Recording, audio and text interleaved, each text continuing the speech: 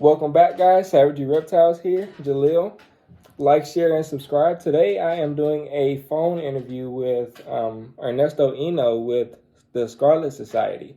So it's pretty much going to be the same rundown that I was doing with Elijah Hermes over at Juggernaut Reptiles, but this time I've got quite a few more questions for Ernesto, and these questions can allow him to go into depth as well. And this is very good for the new keeper that is getting into these snakes because there's not a lot of info about them out there. And for new keepers that want to ask questions about them, they really don't know what questions to ask. So this would be very good for them. So Ernesto, for you, I will start out with what are the most common misconceptions about blood pythons that you often encounter? Well, I think it's from the beginning. These animals have had like a bad reputation, right? Right. A lot of the animals that we got into the hobby 20, 30 years ago were adults, and obviously they were wall caught. So it was very hard to really get these animals to adapt to the captive environment. Yes. So a lot of the keepers back then just assumed that all animals that were imported basically we're going to behave the same. So that is one of the major misconceptions about them, that we're still having those types of temperaments. And yes, you may actually see those in the captive hatch animals that are still imported sometimes. Right. But I can tell you, right off the bat, the captive born animals are just incredibly well behaved animals. I know there's a lot of people working on temperament, not just breeding them for the look of the animal, but also temperament. Definitely. And yeah, I mean they have changed so much over the past 20 years. Definitely. So yeah. And the biggest thing that I've heard, because I've only been keeping these guys for about a month, but the biggest thing that almost deterred me away from them completely was when I first wanted to get into them and I saw them, somebody at a reptile store, they worked there, and they was like, don't get into these guys because they have enough bite force to break your bones. So me being a new keeper and hearing something like that, I'm just like, okay, I don't know if that's something that I want to get into. But Elijah confirmed it for me last video. He said that that's just a myth that somebody heard, and because these are heavy-bodied snakes, they just took it and ran with it. That's right. So if you get a bite from an adult, definitely you're going to feel the punch. It's like somebody's punching you more than the actual bite. Right. Because, yeah, as you said, these are heavy-bodied snakes, and they use their entire body to launch themselves. So if you get a bite from an adult that is 15, 20 pounds, it's like, somebody hitting you very strongly. But definitely your bones are going to be okay. They're not going to break anything. If that, they're just going to break your skin. But that's it. I mean, their bite is not even nearly as bad as other species. I mean, smaller animals like green tree pythons, emerald boas, those bites are way worse. Okay. And yeah, I mean, if you compare them, I would say similar to a boa constrictor, with a little bit more energy. Okay. But that's about it. They definitely have quite a bit of energy. I'm holding my golden eye male right now, and he's definitely moving around. Mm-hmm. Yeah, they do move a lot, and again, I mean, this is part of the mysticism of these animals. I think not a lot of people keep them these days, so obviously there's more people now keeping them, but Right. It's still a very small portion of the hobby. So it's more like, oh, my friend told me that, Right. He had a friend who had a friend that has this blood python that was crazy. Pretty much I can tell you that animal was a wild caught animal, and yeah, I mean, if you see the way they behave these days, I would compare them more like Burmese python. You know how they, in the beginning, they're kind of bitey. Definitely. But once you establish them and they get used to you, they're so well behaved, handleable, and they're very reluctant to bite because it hurts them more to bite you than, trying to fly away from you. Right. And I think, with the juveniles, I've had a bunch of people tell me that they prefer the tighter, smaller spaces. But the juvenile that I got from Juggernaut, I tried him in the tub, and every time that I went inside of the tub, he was always striking. So I switched him over to an enclosure to where he had quite a bit more space to where he can regulate his temperatures and also go to a cool side if he got too warm. And immediately I noticed the difference in him. He wasn't burrowing as much, he was exploring, and then I could also go inside of his enclosure and just grab him. He wasn't striking anymore. Yeah. I think it has to do with more than the actual space, more than the actual enclosure, is the micro ecosystems where we keep them, right? Okay. Or more than micro ecosystems, like the microscopical things. Let me see, how can I say this in the right way? The conditions. Let's say that you can have a 4x2 enclosure, but if you have a lot of heights, if you have the right microclimate, that's what I was trying to look for, the microclimates, right? So if you have substrate and they can burrow underneath, or you have paper and they can feel secure, it really doesn't make a huge difference for them. It's more about the small spaces where they can move around until they find that sweet spot where they feel secure. It's about security. Okay. That was a very long answer to that. Oh, you're fine. But basically, it's about them feeling secure, them feeling tight. Because, for example, my babies right now, I keep them in a rack system. Okay. And I went with the ARS 55, which are long tubs. And I have my hatchlings from last year, so they're about 6 months. And I have them in clear tubs. And that's a lot of people think that that's a little crazy, because we used to think that these animals do a lot better in like super dark, confined enclosures. Right. The reality is that it comes down to the microclimate you create inside of those tubs or inside of an enclosure. So as long as the animal feels secure and feels that it can just be left alone, that animal is going to do incredibly well. And it also has to do with the fact that if the animal that you acquire is a captive pet animal, they will be able to adapt a lot faster to these changes in conditions than an animal that was brought into a house from the wild, if that makes sense. Okay, that definitely makes sense. Let's see. What was your most challenging case involving blood pythons? Like, what was the most difficult thing that you've had to encounter while keeping these guys? Well, I have a good one, and it all comes down to quarantine processes and how you handle an animal that is sick. Okay. When you have, for example, a large collection, or you're keeping a couple of animals, containing a disease is very hard sometimes, right? We can talk about maybe mites or nidovirus. Like in this case, I got 2 animals from a person who was basically getting out of the hobby. And when I got those 2 animals, one of them had like a nasty respiratory infection. So it was challenging to, number one, obviously, taking that animal to the veterinarian, make sure it was, trying to get it where I want it to be. But most importantly, containing that risk of cross-contamination to my entire collection.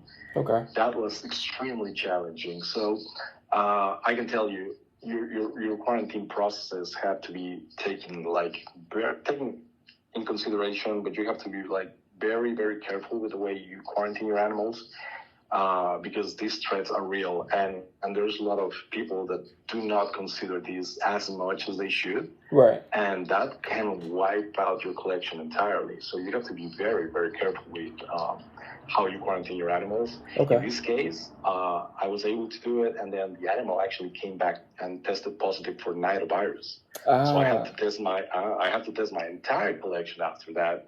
That animal ended up passing away within the first month. So it was crazy. I mean, it was very challenging. Thankfully, the protocol was well designed that none of the other animals ended up getting it. Okay. My quarantine room is like on the other side of the house. I used everything pretty much sterile. I cleaned those stuffs with alcohol and bleach. I mean, it was crazy.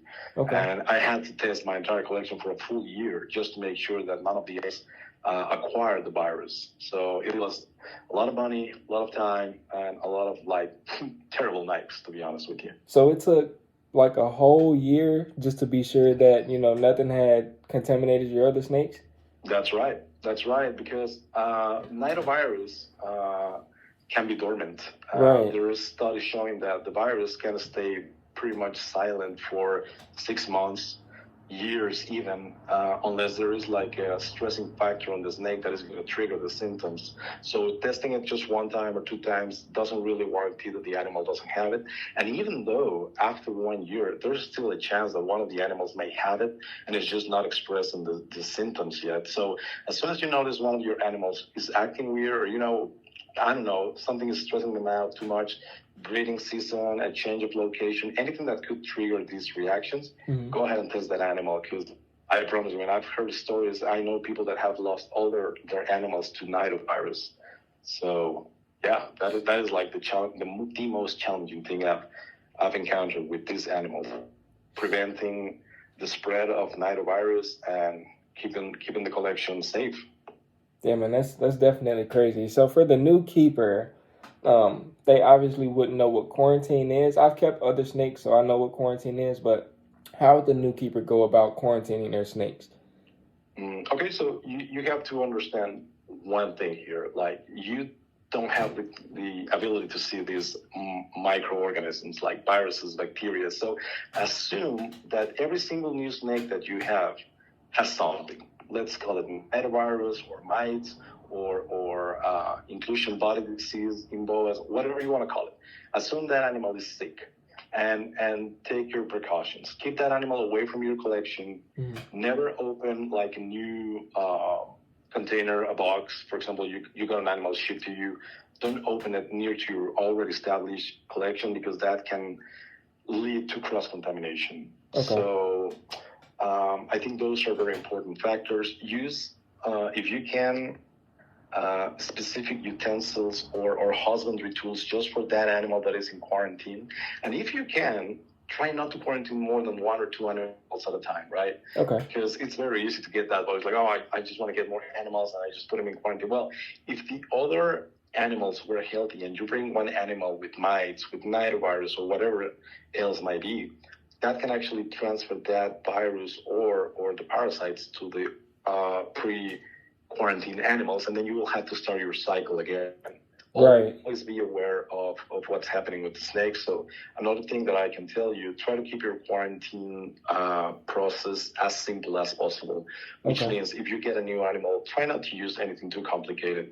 Your goal when you're quarantining an animal is not to make it super comfortable in the beginning. You have to be able to see what's happening. So keep them on paper towels instead of substrate, like cocoa husk or any of these type of like fake foliages, because right now you want to make sure that that animal is healthy, right?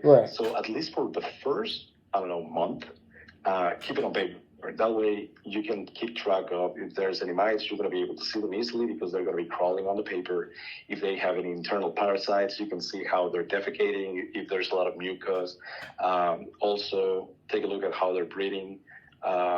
If there's any bubbles out, stuff like that. You're looking for respiratory symptoms, digestive issues, or skin issues as well. The problem is if you don't keep them in a simple tub or, like a basic tub, mites can hide very easily in any kind of crack in the substrate, and those things will spread up. Man, I'm not sure if you've ever dealt with mites.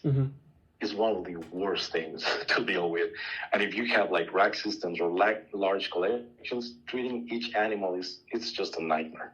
That's what I heard with mites. I've never dealt with snake mites personally, but I have dealt with wood mites when I was ordering. I would order Reptichick from Amazon, and it would come with wood mites, and I was like, how can I get rid of this? And every bag that came, it had wood mites in it. Yeah, and well, just like wood mites aren't even nearly as bad. I mean, they're not even dangerous for your snakes. Right, they're just annoying to have. But mites can actually transfer nidovirus. I mean, they're that crazy. They can spread disease, and they're just horrible. And they can literally kill a small juvenile animal because they're going to be soaking the blood out of that thing. Right. And they can go under the scales. And if you have like dark color snakes, it's very hard to find them. So just take your precautions. Treat every animal that you get as if it was sick.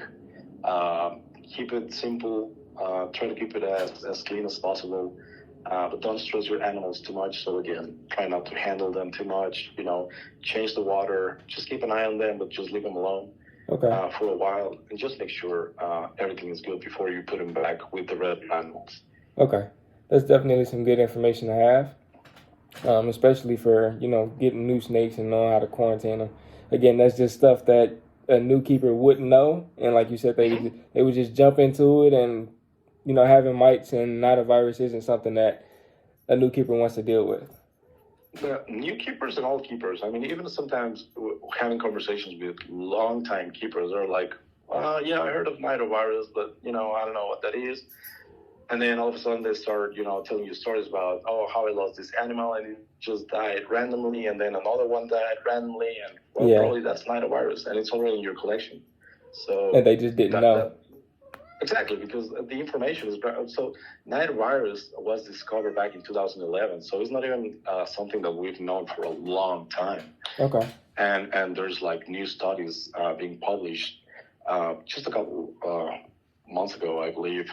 Steve Tillis has a very good publication about that. So I'll send you the link if I can find it later on, so you can read more about it. Okay, cool. And it's pretty wild. Mm-hmm. Okay, and if you don't, I'll go ahead and remind you about it.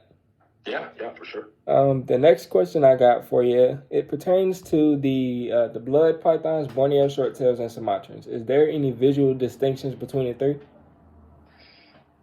Yes, but in the beginning it's going to be kind of hard because they all look similar. I think between Sumatrans and the other two, which is the Borneo and the blood pythons, coloration is your easiest cue. You have basically two phenotypes in the Sumatrans, which is the orange head or pumpkin head, and the black ones with the chrome head. So they're darker, a little bit smaller. But the one thing that you need to be looking for if you really want to dive deep into recognizing the differences between the species is the scales on their faces.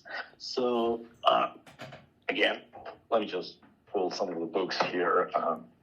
Because we want to be very technical, and I can send you some information about these books as well, so you can read a little more. But essentially, you're going to be looking at the scales below the eyes. So in Borneos, you will have a series of scales that are separating the upper labial scales, which are the big, thick scales right on top of the lips. And there's going to be like a ring of small scales.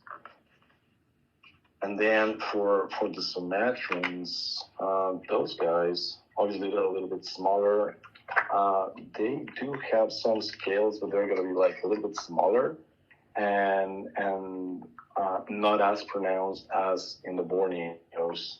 And then the blood pythons, they don't have those. So, for example, if you're trying to see if your snake is a hybrid between a Borneo and a blood python, the snake may look like a blood python on the outside, but if you look at the scales, there's going to be some tiny scales around the eye, then that's a hybrid. So those are the things that really separate the three species is the scalation on their faces. Also, the top of the head will have a different set of scales. So if you really want to dive deep into that, there is a book written by David and Tracy Barker called Pythons of the Malay Archipelago, and they have like a good description of the species.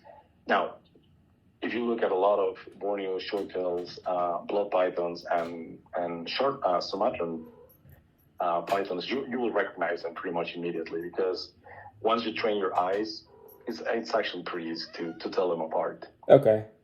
So it's kind of easy to know right away after looking at them for so long? Yeah, for sure. Okay. For sure. And I heard you mention hybrids as well. So even though these three are cousins, I heard it wasn't very good to create hybrids using these three.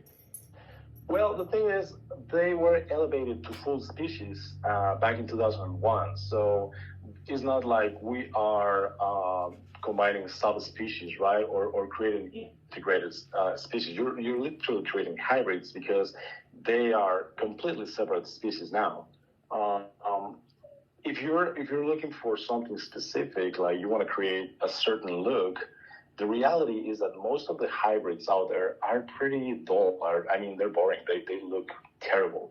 Because Sumatrans, for example, tend to take away the reds from the blood pythons, but the blood pythons also tend to take away the blacks from the Sumatrans. So what are you looking for, right? I mean, if you really like the black ones, go for Sumatrans. Don't mix them because you're going to be taking away one of the most iconic attributes of each species. Right. That definitely makes sense. It's frowned upon because, you know, since we know they're not the same, it's like, why would you do it? Now, it's up to each keeper to do whatever they want with their collections.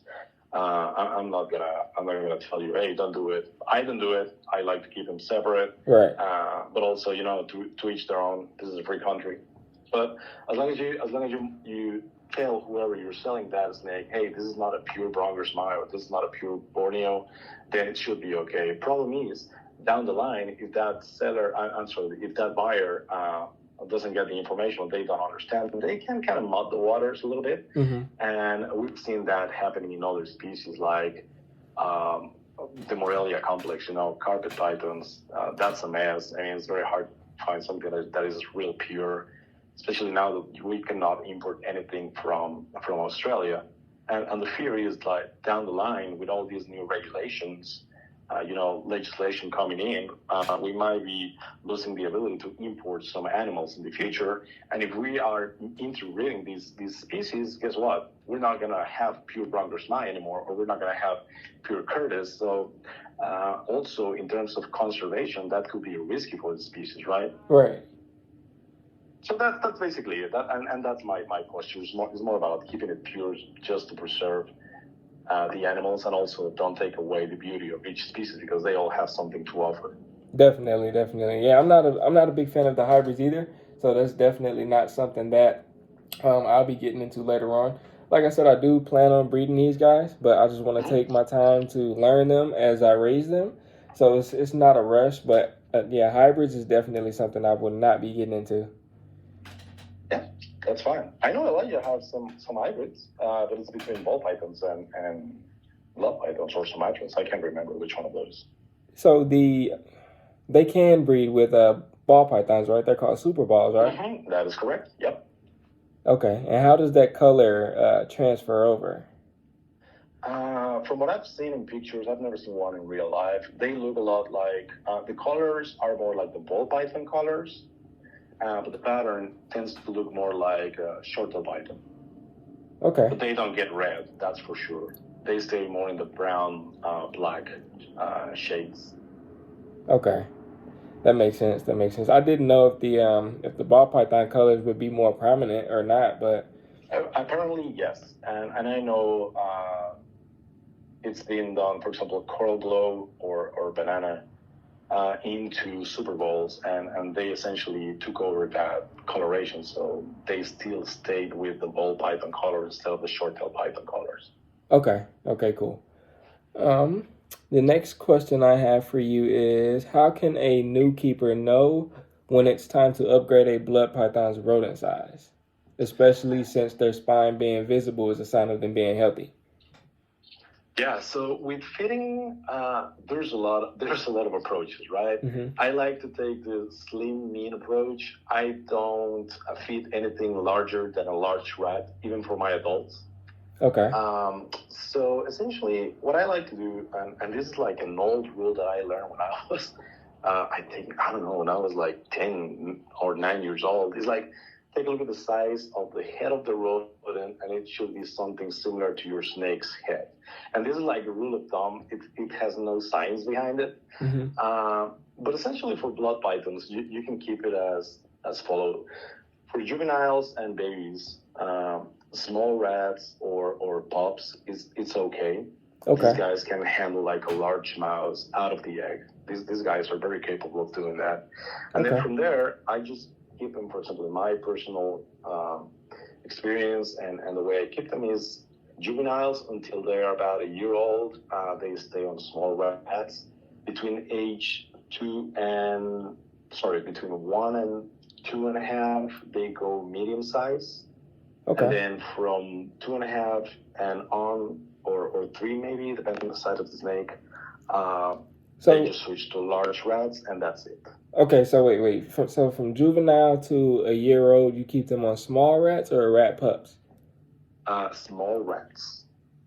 Small rats. Okay. That is correct. And is Now, that small rats, you have to look at your vendors, right? Some small rats are going to be like really small, and some small rats will be large. okay? I don't have the weights on the rats because I get it from a local rat breeder. Mm-hmm.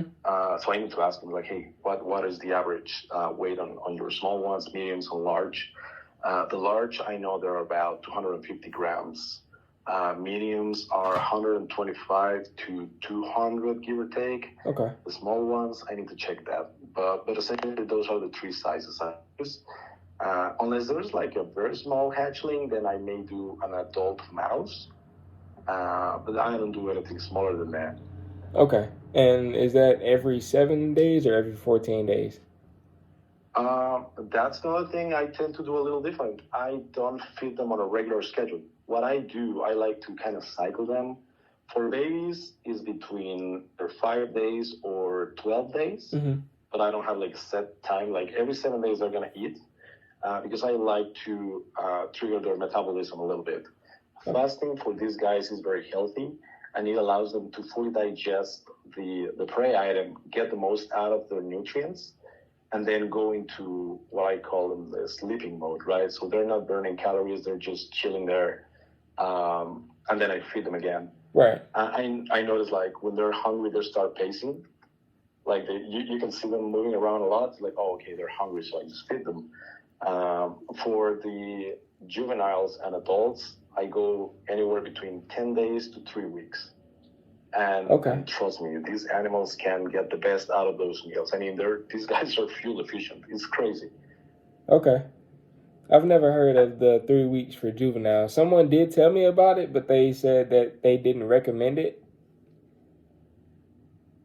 Yeah, again, it works for some people. Also, your goals, right? Right. What I think it's important is to know the individuals. I have snakes that will be hungry like 2-3 days after I feed them. Okay. Then I have snakes that can stay a full month without even, seeking for food again.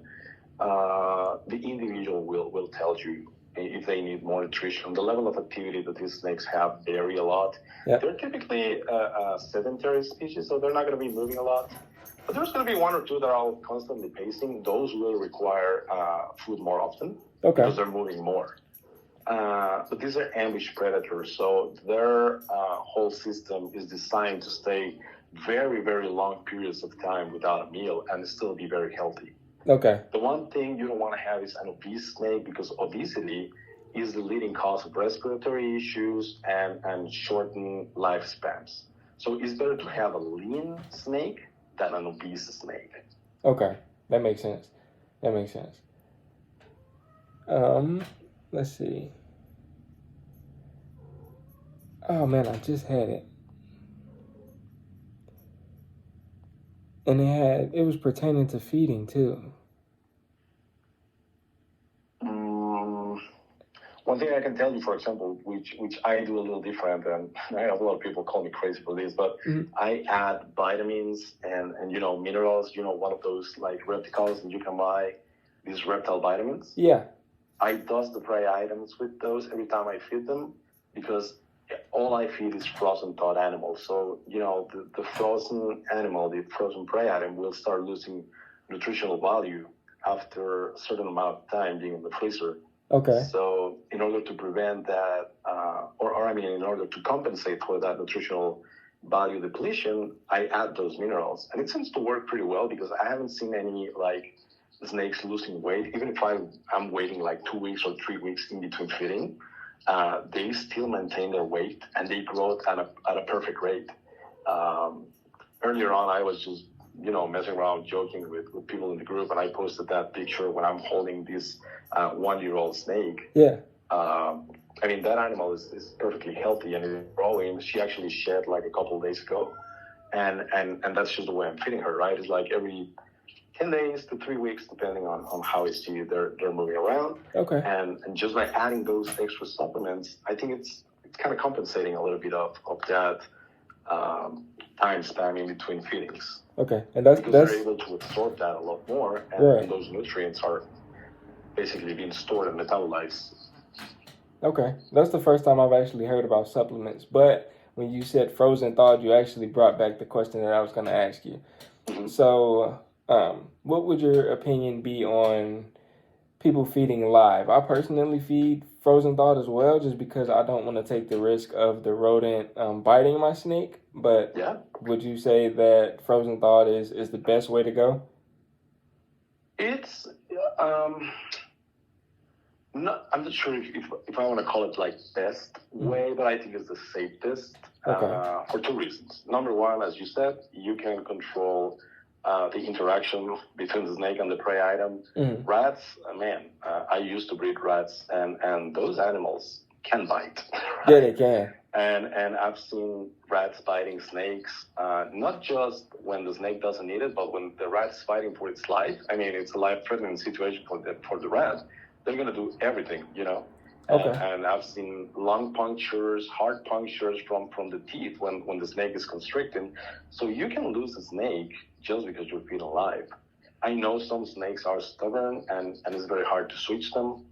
There are many techniques to make that switch, and eventually, if your snake is thriving, the environmental conditions are right, the snake should be able to switch to frozen thawed.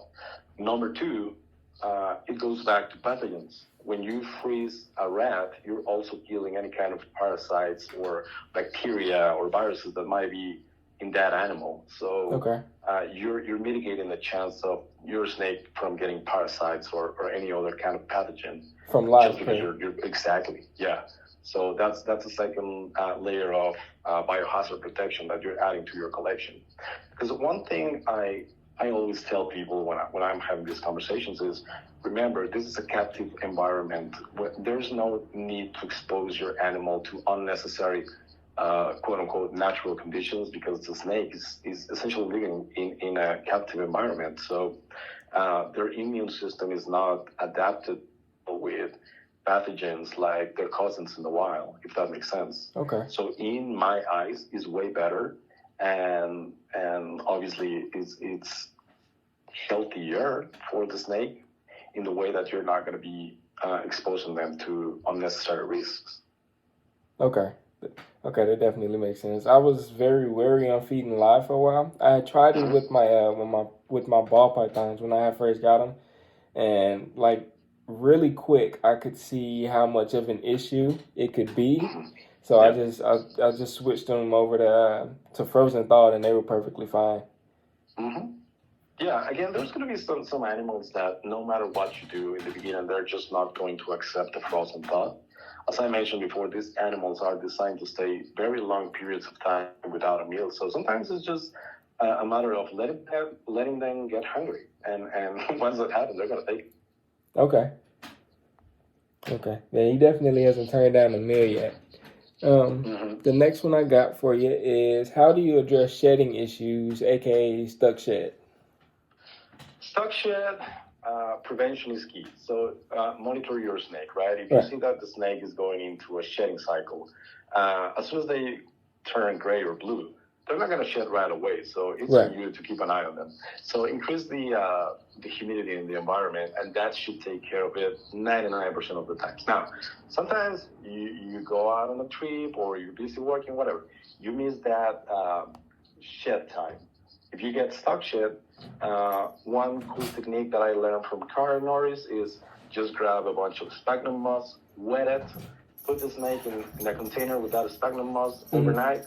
When you open that tub the next day, that thing is going to be clean. There's not going to be any stuck shed in the eyes or the head, which is usually where they get that stuck shed, or the upper portion of the snake. Okay. Another thing you can do is just add like half an inch of water in the enclosure. For example, if I keep them in tubs. That's what I do sometimes. If I miss one, for example, the adults, when they're older, it's harder for them to like fully shed, so they kind of explode, right? Okay. So I just add a little bit of water at the bottom, kind of like half an inch. Just make sure your snake cannot drown. And give them a soak. And essentially, with the paper that is wet, they're going to be able to rub that shed off. So again, in about 24 hours, that snake is going to be completely clean. Okay. Okay. So the main thing is prevention. Just keep an eye on them. Okay. So more of preventative measures than proactive. That is correct. But if you have to be proactive, again, the sphagnum moss works fantastic. or a little bit of water in the enclosure. Just take all the, if you have like decorations, fake plants and all that, just take it out, leave the snake soaking, and then you can just put everything back the next day. Okay, cool. Okay, that makes sense. Are there any specific challenges with keeping blood pythons versus other python species? That's a wonderful question. So I think whenever you're keeping a blood python, a ball python, a carpet python, we create this misconception of, I know how to keep a snake because I've been keeping ball pythons for 20 years. Right.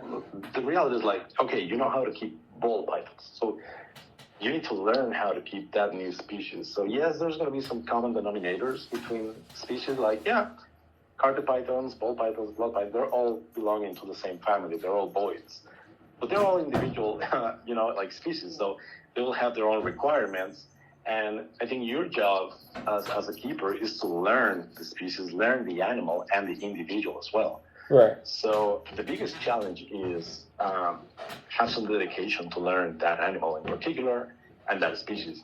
Just because you know how to keep certain species doesn't mean that you know how to keep the other one. So you have to be open to be learning about these animals every time you bring something new into your house. Okay. That's very So good. yeah, if it's challenging, yeah, of course, because you will have to learn pretty much. It's like opening a brand new book and start reading it. Yeah. There's like you can have a full library, full of books. Yeah, that's great, but each book is a different story, and it goes the same way with snakes. Yeah, that's like I said, I was keeping ball pythons, and then as soon as I got into these guys, it's like, okay, this is a different ball game. Yeah, absolutely. Look, I started with boas, and boas, you look at them, it's like, oh yeah, it's a tropical species, they look kind of similar. They have nothing to do with each other. One is a python from the Southeast Asia. The other one it's a boid from the Americas. One is a semi-arboreal or fully arboreal, depending on the species you get. Blood pythons, those things cannot hang. They will fall, right? So it's like, man, these things, yes, they look kind of similar, but they're not even close in behavior, the way they grow, the way they eat, it's completely different. So definitely, that's my thing. Is like, learn the species, be patient, put the time into, learning the animal as well. Because that's another thing, right? You can think it's like, okay, I have 50 blood pythons. They're all the same. It's like, no, wrong. They're not all the same. Definitely. As I mentioned with feeding stuff, there's going to be some individuals that will need feeding more often than others. There's going to be some animals that are going to be like super laid back. And then there's going to be some animals that, hey, you try to touch them and they're going to turn around and be like, leave me alone or you'll find out. Yep. And it's the same species. So it's crazy. It's all about dedication. That is the biggest challenge. It's like, is it challenging? It's like, it really depends on how much dedication and time you want to put into these animals. Right. And I feel like that's a big issue within the community. Is like you said, people that keep mainly one species and look at every snake that they have as the same snake. Like, as far as I've been keeping these guys, I've noticed that they have a lot more personality than any of the snake that I've kept. Oh yeah, for sure. Absolutely. And that's I guess it's part of human nature, right? Mm-hmm. Our brains are designed to simplify concepts. Mm-hmm. And keeping these animals is no different. We're like, oh, it's a snake, right? So they should all be hot and humid and try to do that with a blood python, you're going to get a very cranky animal and probably respiratory infections in less than 2 weeks. Man. So it is challenging, of course. And the more you have, the more challenging it becomes. Right. But I feel like that's the fun part in it. The more challenges there are, the more you can learn about them. Oh, absolutely. Yeah, you'll never stop learning. I mean, every single year, every single season, and as you said, if you're thinking about starting breeding these animals, every single season, they're going to throw something crazy at you. Okay. Like, I've never seen, for example, for my last season, actually it was this one. I've never seen a snake that is not a colurid or a snake eater snake eating its own shit. And then I learned these guys can do it. And 3 of them did it within a week. I'm like, what the hell just happened? It's like, where's your shit? They just left the little tips of their tails, and I'm freaking out. I'm calling everybody like, hey, have you ever seen this? And I had people saying, oh, yeah, that's common. And then I had people who has been keeping these animals for 30 years being like, I've never heard that before. one of them was Tracy Barker. She's like, I've never heard blood pythons doing that. So- Then I have Chris Macara from Giant Keeper. She's like, oh yeah, I have that happening to me every season. I'm like, wait, what? So We were blood talking about the same pythons. species, and I have two different, people telling me different stuff. I'm like, wow. So yeah, I promise you, man, you will never stop learning stuff with these guys. So they eat their own shed? Well, apparently they do now. I just learned that after 15 years of keeping these guys. So, Man, I got one guy. It's not common. That I can tell. It's not common. Okay. And I think it's because it was their first shed, and they were very confused. They didn't know what to do with that, so they're like, okay, might as well just clean up. Okay. But there are some cool theories. One of them I heard is probably because since they don't move a lot in their natural environments, this is not a species that displaces too much in distances. Right.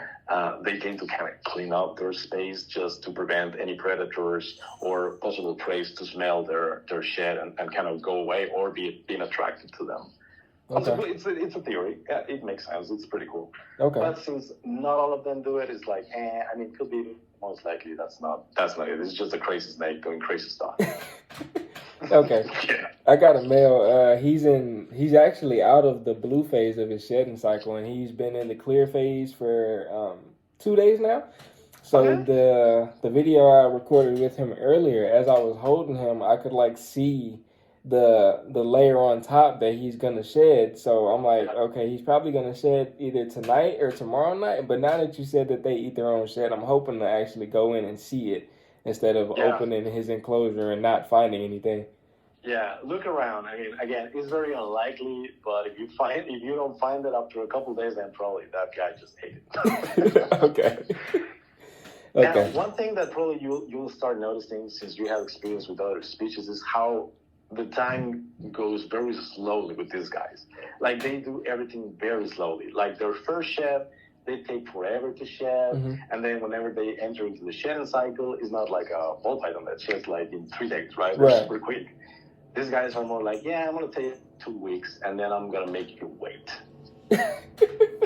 Yeah, and it's like, man, what the hell? They live in a different time zone. It's just crazy. Yeah, I noticed stuff his. is the same thing. I mean, sometimes they take forever to lay those eggs, and you'll see it. The more you're gonna get involved in the blood python community, you'll see it right around like breeding season. There's a lot of people freaking out. It's like, oh, it's been 60 days, and this snake is not laying their eggs. Yeah, and sometimes they're just gonna go an eternity and they're not gonna lay their eggs, and all of a sudden you're gonna have a humongous clutch of eggs. So yeah, they do things differently, and they take their sweet time doing their stuff. So don't push them, don't get desperate, just flow with it. Okay. Yeah, I definitely know his. He's actually been in the whole shedding process for. I want to say today's like his 12th day, so it's definitely taking some time. Yeah, they can take up to 2 weeks before you see them starting getting in the blue until they actually shed. Man, that's crazy. Okay. The last question I got for you, and then we can close this out, is how do you prevent and treat respiratory issues in blood pythons? And then I got it in parentheses that Elijah and I went over a method that you could do to reverse a respiratory infection. Okay, so thankfully, I haven't had to deal with a lot of respiratory issues except for that animal that I mentioned before who had nidovirus, and that thing just came sick. Right. And we couldn't do much. Nidovirus, since it's a virus, it does not respond well to antibiotics, and based on the reports, those animals rarely recover, and if they do, they're going to have issues forever.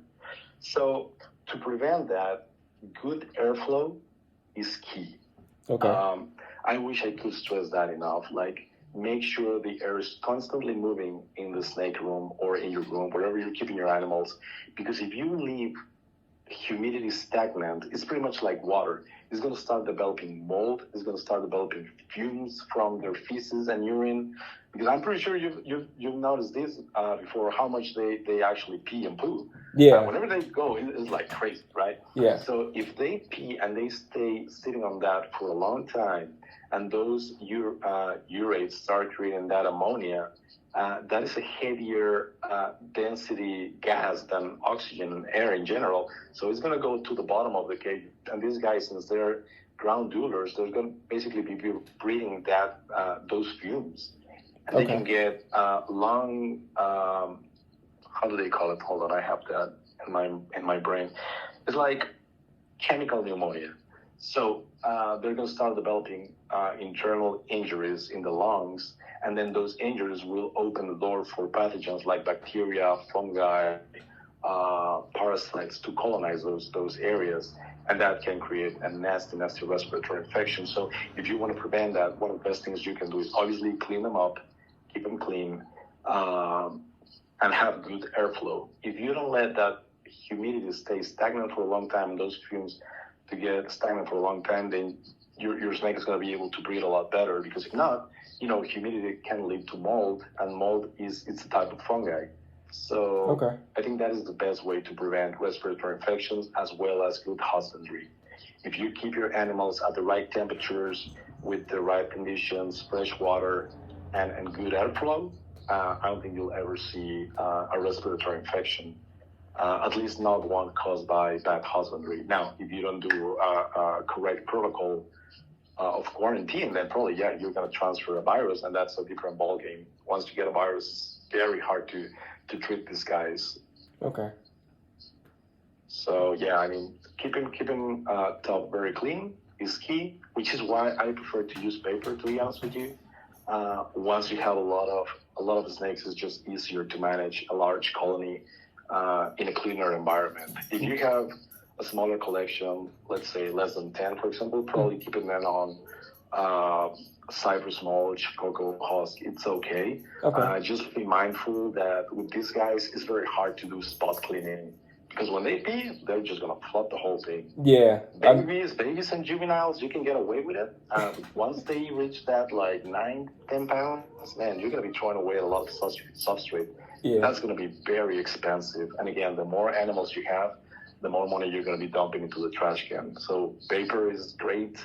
For me, at least, I live in Austin, Texas. So my humidity year round, I think the lowest it gets here is 40%, and I'm capable of keeping the humidity in between 50 and 70% all year round. So it's not that big of a deal. But I would say that is the easiest way. Again, it's all about prevention. You don't want to get to the stage where you have to start treating one animal, because it's very easy to transfer that disease to another animal. It's very hard to keep a sterile environment when you're dealing with living organisms. So your best bet is just to keep an eye on them, be proactive about their husbandry, and essentially dial in your reptile room or your room or wherever you keep them, just to prevent any issues. Plus the quarantine processes every time you get a new animal.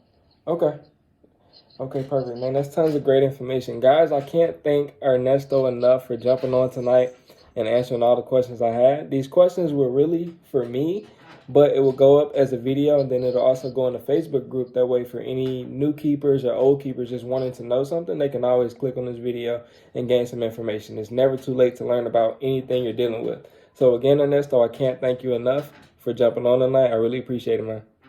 Absolutely. Just one last comment here. Remember, we all do things differently, so whatever works for me might not be working for you. So it's always great to hear from other people and just adjust your collection to your specific conditions. Right. Definitely. Fantastic, my man. It was great talking to you. You too, man. You have a good night. You as well. Take care. You too. Talk to you soon, okay? I'm going to send you those links that I talked about. Okay, perfect. Alrighty. Guys, that's it. Ernesto, you heard him. Very good guy. Knows what he's talking about. Very knowledgeable. I'll try to do more of these calls eventually.